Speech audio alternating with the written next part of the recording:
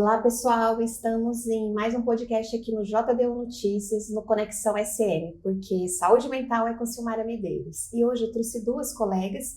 Nós já fizemos esses dias, começamos a falar porque a área da cardiologia é uma área extremamente ampla, principalmente a conexão com saúde mental.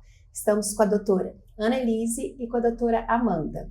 A doutora Annelise também fez nutrologia e a doutora Amanda trabalha com a cardiologia clínica.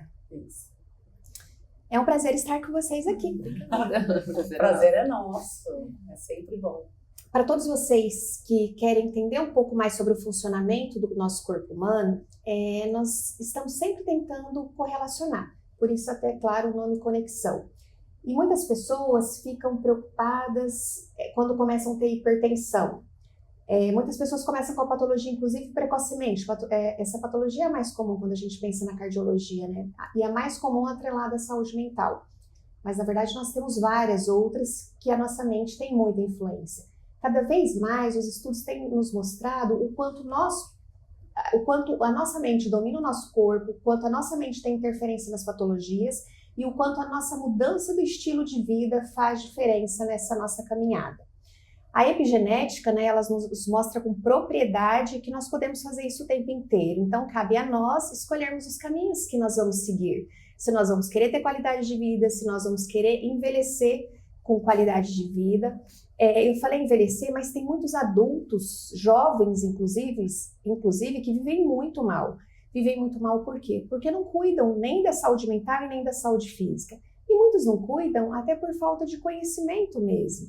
E é isso que eu espero que faça sentido para vocês esse programa. Falar um pouquinho mais sobre a importância do controle do estresse na saúde física. Porque o estresse, gente, não tem jeito. Ele libera adrenalina, libera cortisol, mexe com a cascata de coagulação. E é sobre isso que a gente vai falar. O que esse tal estresse faz na nossa vida. Exatamente. Então, até você falou sobre essa questão da genética, e acho isso muito válido, porque boa parte dos pacientes, principalmente jovens, né, chegam falando pra gente, eu vim aqui pela minha genética, porque meu pai tem pressão alta, minha família tem problema cardíaco. E aí, muitas vezes, a gente vai ver a genética do paciente, ela, às vezes, não tem essa influência que o paciente pensa, mas o estilo de vida tem. Porque, muitas vezes, dentro dessa família que tem uma genética alterada, tem hábitos muito ruins. Então, além de herdar a genética, se herdam esses hábitos ruins. Então, às vezes, é uma família que está todo mundo, às vezes, acima do peso, o consumo muito elevado de ultraprocessados, um estresse muito grande, hábitos de trabalho, né, assim, exaustivos. Então, mais do que a genética, olhar para os hábitos de vida dessa família, né, porque a gente costuma falar para o paciente que a genética, ela é a arma, mas quem puxa o gatilho ali são os nossos hábitos de vida. Então, a gente cada vez mais tem tentado fazer o paciente olhar para esses hábitos para ver se é mesmo só genética ou tem um pouco da influência ou muito da influência, né, dos hábitos de vida, e principalmente em relação a esse estresse que a gente vê que essa geração agora, né, muito mais do que a geração dos nossos pais e avós, assim, vem vindo com uma carga de estresse, de ansiedade muito precoce e muito alto, né? É verdade. Eu sempre digo que a genética, ela existe, tem essa herança genética, porém ela não determina se aquela pessoa vai ter ou não problemas do coração. Então, a gente sabe que os hábitos de vida influenciam muito nessa evolução para as doenças do coração, cardiovasculares, né, em geral, tanto do coração quanto cerebrais, né, AVC, infarto, que são as principais causas de morte hoje no mundo. E a genética é um fator que pesa, sim, porém, a pessoa pode evoluir fora da estatística, né? Então, os hábitos de vida, a gente já deve ter falado da outra vez, que eles podem reduzir em 80% a evolução para algum problema ou não, né? Então, a gente consegue só com hábitos de vida diminuir em 80% a probabilidade. E a gente sempre coloca muito em cima das medicações que o paciente vai tomar. O próprio paciente acha que a medicação é salvadora e que o pai e a mãe tiveram, o irmão teve, então ele vai ter que ter. E, na verdade, não é bem isso, né? A gente sabe que se ele mudar os hábitos de vida, se tiver hábitos de vida saudáveis, que são alimentação equilibrada, um sono adequado, fazer atividade física regular, evitar excesso de álcool, né? A gente tem novos estudos trazendo que não existe uma dose saudável de álcool, né? Uma dose segura de álcool não existe, né? o tabaco, tanto o cigarro normal quanto o cigarro eletrônico. Então, todas essas... E as relações, né? Falando principalmente aqui em relação ao que você deu início à nossa conversa, falando da importância da mentalidade, da mente, das relações também, isso tudo influencia nos nossos hábitos de vida. E se a gente for olhar pontinho por pontinho desses, o que dá para melhorar, o que dá para ajustar, a sua genética provavelmente não vai ser influenciada, porque ela vai estar tendo mudanças, principalmente relacionadas à própria epigenética, né? Que são essas mudanças que a gente consegue fazer durante a vida. Né? Então é muito importante isso daí também. Então sempre tá pensando que não só a genética, mas a genética é o quê? Sinal vermelho. É um alerta. Mas você pode mudar essa história. E é maravilhoso nós podermos mudar a nossa história e principalmente dos nossos filhos, né? Sim. Eu falo que quando nós mudamos, nós ajudamos quem já foi, quem está aqui, quem está vindo, porque mudança de hábito traz qualidade de vida, né? E eu falo que em última instância as pessoas estão sempre muito ligadas a amor, todas as coisas que a gente busca, e aos relacionamentos, a qualidade de vida. Se a gente tivesse que parar para avaliar, as pessoas buscam o quê? Elas buscam mecanismos para viverem melhor, para serem mais livres, mais leves, mas é claro que isso tudo tem um preço, né? E para a gente falar um pouquinho mais assim, detalhado, por exemplo, o estresse, como eu falei, né? A gente podia explicar assim, o estresse vai lá, libera a fisiologia. Isso, esse é o termo técnico que nós utilizamos, né? O que o estresse faz? Ele vai lá, libera hormônios, libera adrenalina, libera cortisol. A gente podia falar um pouquinho... Principalmente esse estado de alerta, né? Que é aquele antigo... aquela sensação de luta ou fuga, né? Então, a gente precisava disso, né? Quando você tem um estresse por medo de ter essa reação, de agir, né? Mas o problema desse estresse que a gente vive agora é um estresse crônico. Então, altos níveis de ansiedade ou de exposição a estressores, e isso fica fazendo com que continuamente a gente libere cortisol e adrenalina. Então, não tem problema se numa situação que você vai quase bater o carro, você ser submetido a isso, porque você precisa tomar uma reação, né? Então, isso é benéfico. Mas no nosso dia a dia, a gente tem várias situações que são estressoras e fica sendo exposto a isso. Então, isso para o coração é muito ruim, porque levam a mecanismos que num primeiro momento são bons, mas que cronicamente danificam o coração e toda a nossa circulação. Então, aumenta a pressão, aumenta a frequência cardíaca, leva a vasoconstrição, que é fechamento de vasos, então leva a uma sobrecarga cardíaca, leva também a um estado que tem se falado cada vez mais de pró-inflamação difusa, que vai contribuir para formar placa de colesterol em quem não tinha, ou quem não tinha genética para isso. Então, um envelhecimento das artérias de forma acelerada. Então, a gente leva o paciente a um risco cardíaco que ele poderia não ter, né? Porque a gente está acelerando um processo de inflamação e de envelhecimento que é ruim para o corpo, né? Então, tudo não deveria estar acontecendo, né? Porque tudo que é agudo, tudo bem, ele precisa daquilo, mas cronicamente isso é ruim, viver nesse estado de pró-inflamação. Sempre né? alerta, sempre estressado, sempre ansioso, sempre preocupado com alguma coisa, sempre trabalhando muito, excesso de atividade. Isso aí gera no nosso corpo um estado de alerta constante. Então, não é, como a Annelise falou, uma situação esporádica, quase bateu o carro, não. Toda hora você tá quase batendo o carro, na verdade, né? E aí, sempre o seu coração, você tá exigindo do seu coração, tá exigindo do coração. E o coração acelera, e a pressão sobe.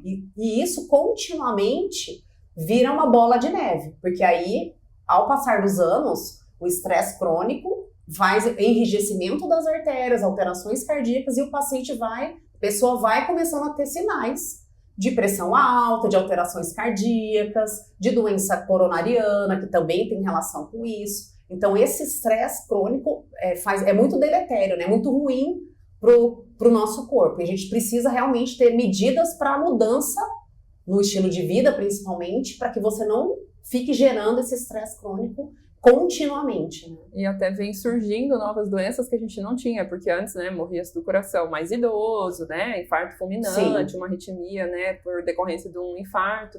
E hoje em dia não, a gente tem arritmias de mulheres jovens, doença cardíaca em paciente jovem. Como, muitos por exemplo, jovens já têm um aumento significativo já das doenças do coração em pacientes com menos de 40 anos, que era algo que não acontecia antes. Ou até propriamente a doença de Takotsubo, que assim, tem muitos relatos mais precoces, assim, não tão antigos, né? Que é uma doença que é como se fosse um infarto, que ela tem um quadro igualzinho, então você tem dor torácica, você pode ter alteração no eletro, alteração no exame de sangue, que a gente chama de troponina, mostrando que teve lesão cardíaca, e quando se faz o exame de ultrassom, tem um formato específico do balonamento lá da parte apical do coração, então por isso que chama Takotsubo, que é uma doença de mulher que é submetida a um estresse intenso, então às vezes uma perda, um susto, né, alguma coisa, um estresse muito agudo, gerando um infarto daquele coração que era normal, porque ele não tem nenhuma placa. Você faz um cateterismo, não tem justificativa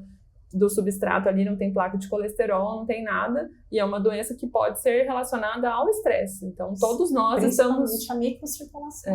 Todos nós estamos suscetíveis a isso, num caso de estresse agudo, por exemplo, né? Pra gente ver o quão grave é essa exposição, quão intensa isso é para o coração. Uma artéria que era normal, o coração que era normal é capaz de por estresse agudo intenso, sofrer um infarto. Né? Tanto que é chamado, né, a síndrome de Takotsubo é o coração partido. A síndrome do coração partido. A síndrome do coração partido, porque justamente por um estresse emocional desencadeia sintomas idênticos ao infarto. O paciente tem alterações de exames de sangue, eletrocardiograma iguais ao infarto, e quando faz o cateterismo, não tem nenhuma artéria que está entupida e o coração está com problema, está dilatado, está fraco, tudo isso por um estresse emocional. E tem relatos, inclusive, agora na pandemia, de pessoas que estiveram tanto medo, tanta preocupação relacionado à pandemia, relacionado a problemas de família, tudo, que tiveram quadros descritos, né? Tivemos quadros descritos na literatura de síndrome de Takotsubo por esse estresse agudo. E é mais comum em mulheres. Que as mulheres também têm essa relação aí com doenças mentais, né, e doenças cardiovasculares, que são mais frequentes.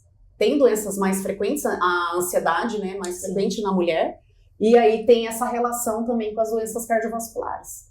Então a gente tem que ficar muito atento com essa questão do estresse crônico e estresse agudo, também para evitar o desencadeamento dessas doenças do coração. Essa é uma síndrome extremamente grave, né? E vocês imaginam, é importante frisar isso porque, a princípio, é um adulto rígido, saudável, mas está saudável? Não está. Provavelmente, o nosso corpo ele já vem dando sinais, não especificamente no coração, porque, como as minhas colegas falaram, quando a gente faz os exames, a princípio, que a gente esperava terem alterações, né, principalmente cateterismo, não tem alteração alguma. Mas aquela pessoa já está em sofrimento. Todos nós damos sinais, né? O nosso corpo, ele fala o tempo inteiro, mas eu falo que nós, seres humanos, muitas vezes na prepotência, na onipotência, não observamos. É muito interessante a gente falar dessa parte cardiológica e do processo inflamatório, porque eu observo tantas pessoas cuidando só da alimentação para diminuir a inflamação. Você, em casa, eu tenho certeza que a grande maioria, você conhece pessoas que estão sempre muito preocupadas com o que estão ingerindo por causa do processo inflamatório. O tempo inteiro, né? Nós estamos estudando na nutrologia, mais especificamente na nutrição, sobre como diminuir processo inflamatório. Então, diminui glúten, diminui açúcar, né? Vamos diminuir os carboidratos. E o estresse continua lá. E o estresse continua lá. Então, esse é um assunto que me chama muito a atenção, porque eu penso que nós precisamos olhar para o nosso corpo como um todo. E o estresse, gente, eu sempre brinco que não é brincadeira, né? Tudo tem, as brincadeiras têm verdade. Eu falo que não é à toa que a nossa mente está aqui, o nosso coração, o nosso corpo, ele está todo distribuído de forma muito harmônica, mas a razão em muitas situações tem que predominar. Mas o que é predominar a razão? Tem que ser mais prático? Não, a razão tem que predominar, inclusive, para levar em consideração os afetos.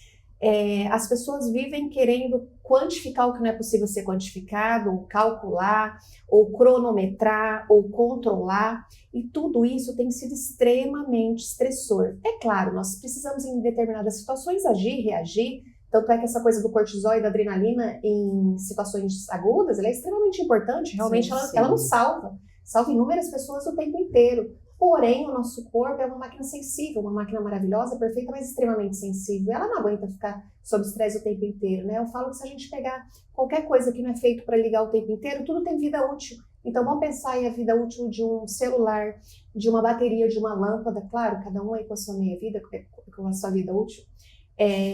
Meia-vida é um termo que a gente usa muito na medicina, não tem jeito, é algo mais técnico.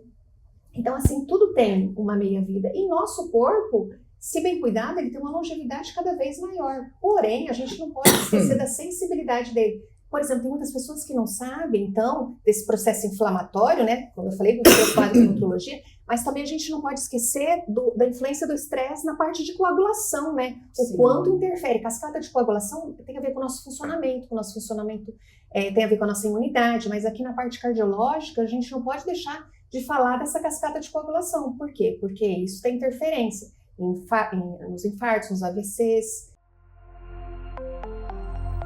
Td1noticias.com, a notícia no seu celular.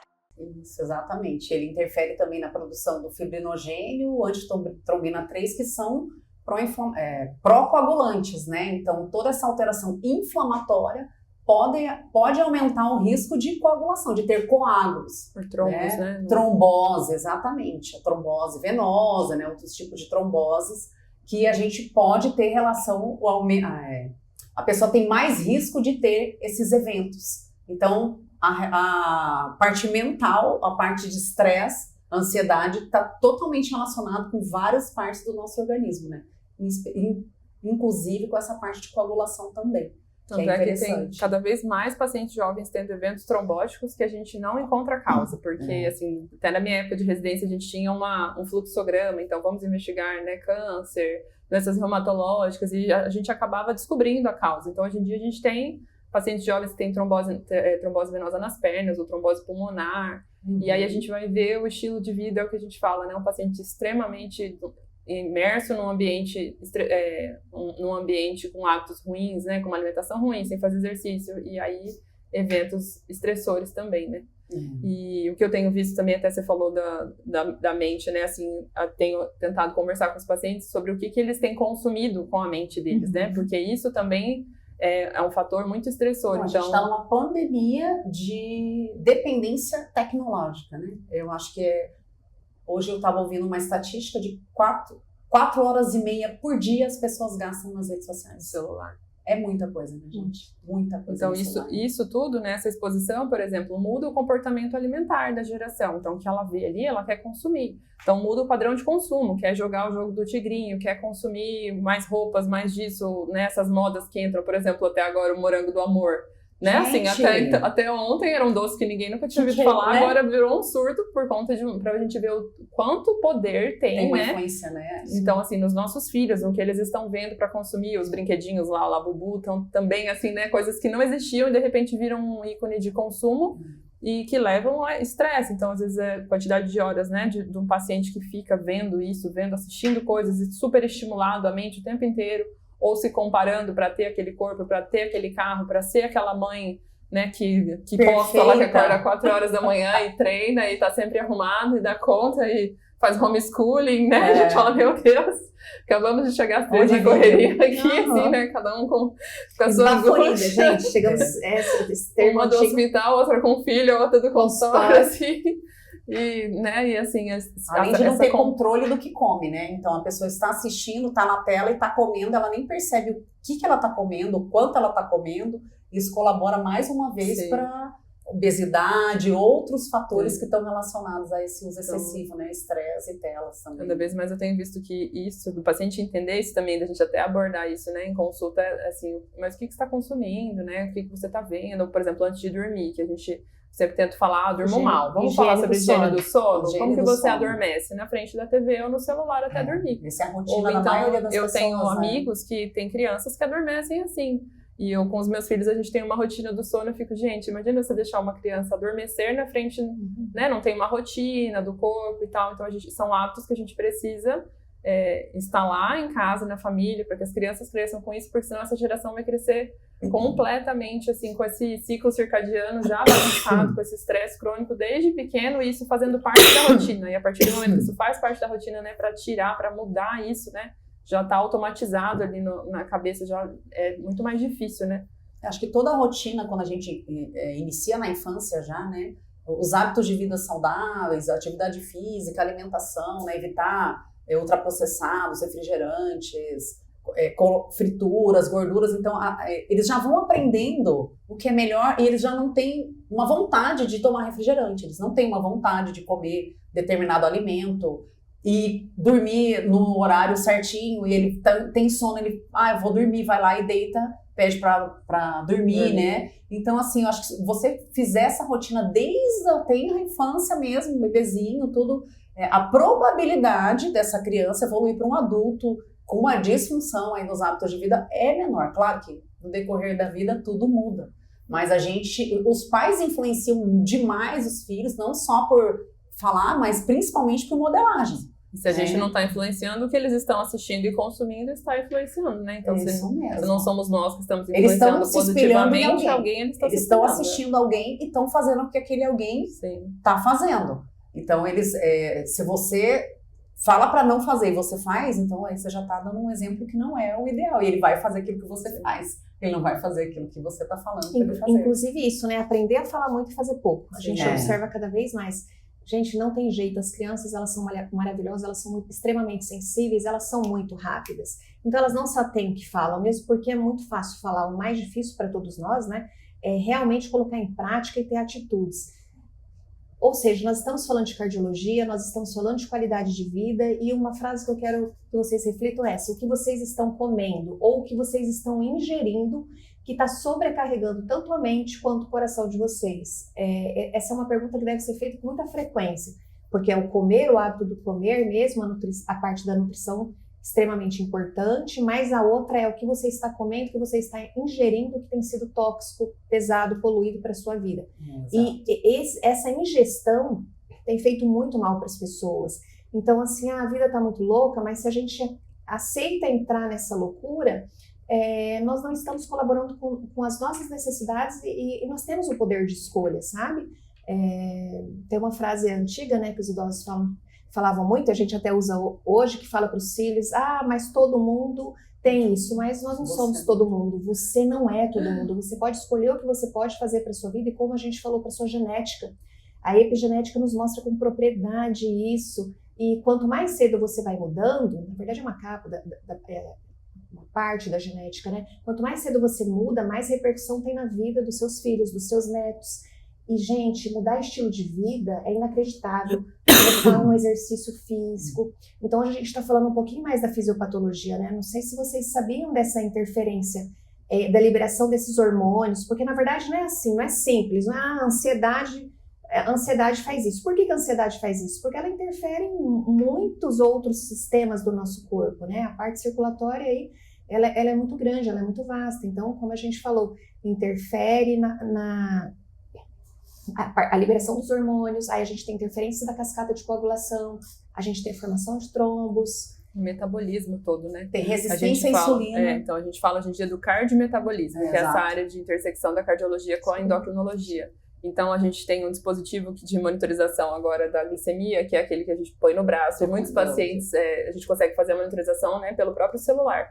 Então tem alguns pacientes que estão no pré-diabetes ou já são diabéticos, e aí a gente tinha aquele termo do diabetes emocional, né, que mas com a emoção piora muito, e agora a gente consegue ver mesmo. Então, assim, uma raiva, um susto, uma emoção, um estresse, sobe muito a glicemia, que é uma coisa assim que você fala, será que é só no comportamento no paciente diabético? Não, no paciente que não tem diabetes também sobe muito. Então, esse comportamento no metabolismo, né, cada dia mais a gente vem estudando o metabolismo, a gente vem descobrindo vias que se alteram, né? Porque o próprio aumento do cortisol, ele aumenta a chance de fazer resistência à insulina. E tudo está ligado à resistência à insulina. Resistência à insulina aumenta a absorção de sódio, aumenta a pressão. Resistência à insulina faz aumento da glicose, faz o pré-diabetes. Problema renal. Problemas renais também associados. E o diabetes também associado. Gordura no fígado, porque resistência à insulina faz retenção. Então, assim, são todos esses principais metabolismos ali, as principais áreas do metabolismo vão se adoecendo junto, né? Tá tudo interligado. Sim. Né? Então, às vezes você fala, é uma doença de uma coisa. Não é uma doença de uma coisa. É um problema que dá numa pessoa. E esse problema pode dar em vários lugares, vários órgãos, no rim, no fígado, no coração, nos vasos sanguíneos e no cérebro. Então, assim, os principais órgãos que a gente precisa para viver, né, pode dar alteração totalmente relacionada a isso. E é muito lindo, né, essa conexão de todo o nosso sistema, do nosso corpo em si, porque os sistemas em si, circulatório, respiratório, a saúde mental, tudo, absolutamente tudo tem conexão. Não tem jeito, é algo incrível. E qualquer desequilíbrio aqui, meu fígado tá com... Só meu fígado, os exames estão ótimos, mas o fígado tá com gordura, doutor. Eu falo, nossa, mas tem gordura no fígado, os outros estão ótimos. Mesmo porque a gente não pode esquecer que às vezes demora para ter alteração em outros órgãos, mas ali o estrago está sendo feito. Essa parte do metabolismo é extremamente importante, né? Antes nós tínhamos como palpar, muitas vezes nós seres humanos precisamos das coisas concretas, né? A pressão era muito mais fácil, a avaliação. Então vai lá, quantifica, mas essa parte da glicemia... Inflamação é mais difícil. A inflamação e agora a glicemia tem ficado mais fácil palpar. Então, assim... Hoje em dia a gente tem alguns marcadores, né? A medicina de precisão está evoluindo. Então a gente, por exemplo, PCR ultrassensível, a gente já vê que está alterado. Exames de sangue que a gente consegue visualizar. Alguns exames, né? A lipoproteína A, que a gente vê essa questão genética. Mas realmente, assim, às vezes o paciente acha que é porque ele fez o check-up e tem alterações, por exemplo, a gordura no fígado, né? E ele não sente nada, né? A gordura no fígado já é um marcador de risco cardiovascular, né? E a gente tem outros exames como o VOP também, que a gente consegue ver a idade vascular. O enrijecimento precoce das artérias. Então a gente consegue isso mostrar para o paciente, só que são exames novos, exames que não são cobertos pelo convênio. Então, por exemplo, um VOP, quando o paciente consegue ver se a idade dele é compatível, a idade cronológica com a idade dos vasos dele, muitas vezes a gente pega pacientes com idades, né, muito discrepantes, ele consegue ver que ali tem uma ele consegue enxergar, né? Assim, estou saudável ou não estou saudável? Porque se os meus vasos estão envelhecendo precocemente, e assim, é uma geração que cada vez mais está preocupada com performance e longevidade, né? Que quer tomar soroterapia, quer fazer chip da beleza, quer fazer... Mas o principal que é retornar ao básico, né? Assim, para desinflamar o corpo da forma mais natural possível, que é ter bons hábitos, né? A gente sempre volta para isso, porque é o que realmente faz sentido, né? Nem toda medicação do mundo... vai fazer o que o sono bem feito por você pode fazer, ou se alimentar corretamente, adequadamente, né? Reduzir o estresse nesse sentido, né? Então, eles querem a fórmula mágica. Você pagar e ir lá tomar soro todo mês, né? Você fez sua parte, né? Então, às vezes, não é difícil do dia a dia, né? Todo dia tentar se alimentar bem, todo dia ter um tempo, ainda mais na correria, né, assim, entre filhos, trabalho, relacionamento, né, a gente encontrar o tempo para se priorizar fazendo essas coisas, né. Eu sei que é difícil porque pra gente também né. Então, continuar fazendo exercício físico, tem dia que hoje mesmo eu não consegui ir à academia. Tinha uma bicicleta ergométrica, eu fiz bicicleta ergométrica assistindo uma aula em casa porque eu precisava, mas às vezes, se eu não fizesse naquele horário, eu não tinha outro horário. E pra mim, atividade física é uma coisa negociável na minha rotina, dentro do meu planejamento semanal. E se a gente não trata dessa forma como saúde, né, a gente não consegue manter, ter constância, ter o resultado esperado. Voltando na parte do gordura no fígado, as pessoas minimizam a importância dessa gordura no fígado, né? Não, é só uma gordurinha. Só que é importante falar que para ter uma esteatose, né, que é a gordura no fígado leve, pelo menos 30% do fígado já está com gordura. E esse percentual, por que ele está com gordura? Porque você já ingeriu tantas calorias, o seu corpo já depositou tanta gordura no subcutâneo, já encheu tanto o tanque que extravasou e agora os órgãos estão sendo acometidos. Então tem a gordura no fígado, tem a gordura em volta do coração, tem a gordura em volta do rim. Então essa gordurinha não é inofensível. Ela tem que se preocupar. E, além disso, aumenta o risco de doenças cardiovasculares.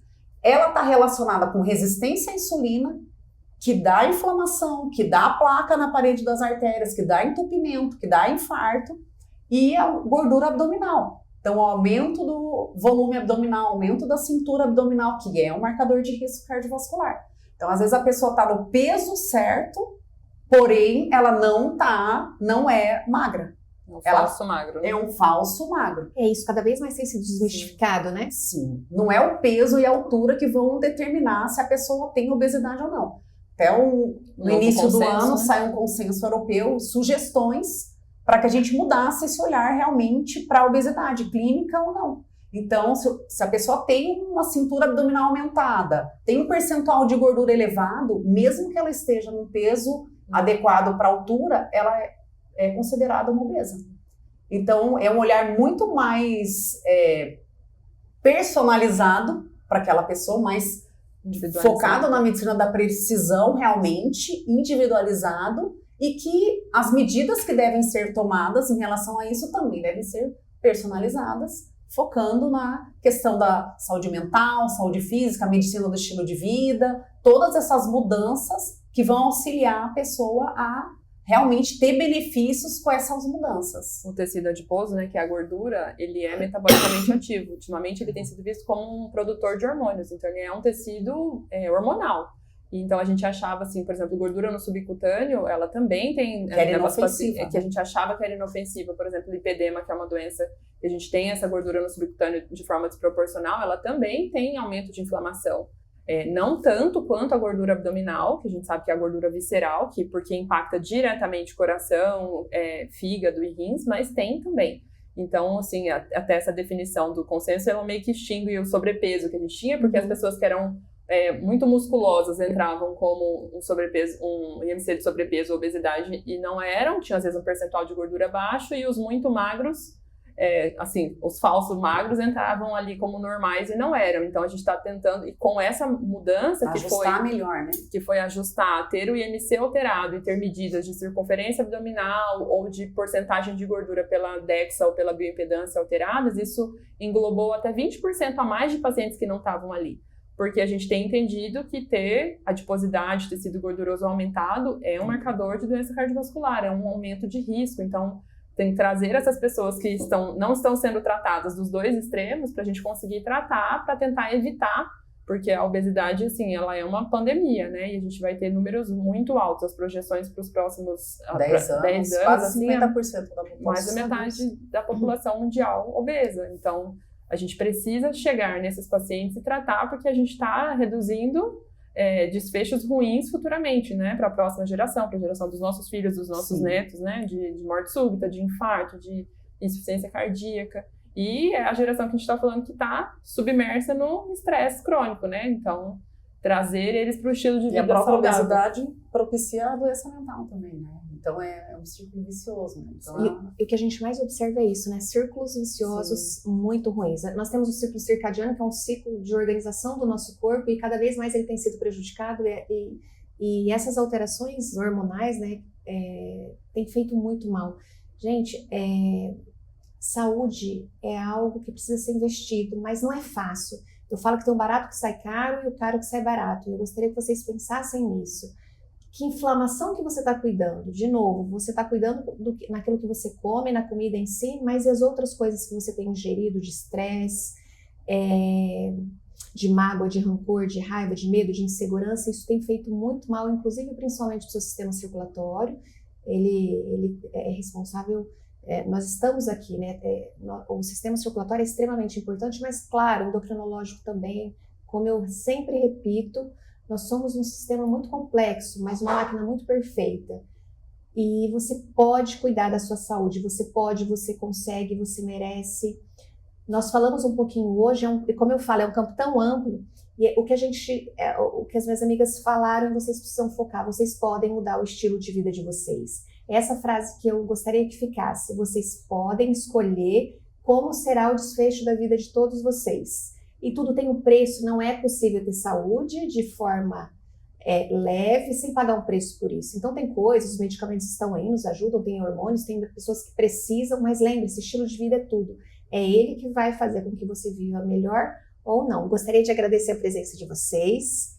É sempre muito bom falar da parte de cardiologia, né? É uma parte ali, é uma parte do todo, o nosso quebra-cabeça, que é o corpo humano, é um grande quebra-cabeça que cabe a nós, aos poucos, organizando, né? Dia a dia. E lembre-se, hábitos fazem uma vida, hábitos fazem com que você tenha ou não qualidade de vida. Paciência e persistência é imprescindível também, porque para que você mantenha esses hábitos saudáveis, você precisa ali, persistência, não tem jeito, gente. Resiliência, então, né? Resiliência. Obrigada, paciência, persistência e resiliência. Obrigada. Foi prazer muito estar bom. Aqui. Eu acho que o importante, uma mensagem que eu queria deixar é que o mais importante de tudo é você tomar decisão. Porque quando você toma decisão, você vai fazer de tudo para dar certo. E aí você vai procurar maneiras de melhorar 1% ao dia e aos poucos mudando de vida, e aí sim vai ter os benefícios que são alcançáveis. Exatamente. E cuidar da mente é cuidar do coração também, né? Então é muito exatamente. importante a gente cuidar dos dois, né? Colar Dessa o conexão, é importante. Toda essa conexão ali. Respeitando Obrigada. todas as áreas. Muito obrigada, gente. Obrigada. Tudo de bom para vocês e até o próximo episódio.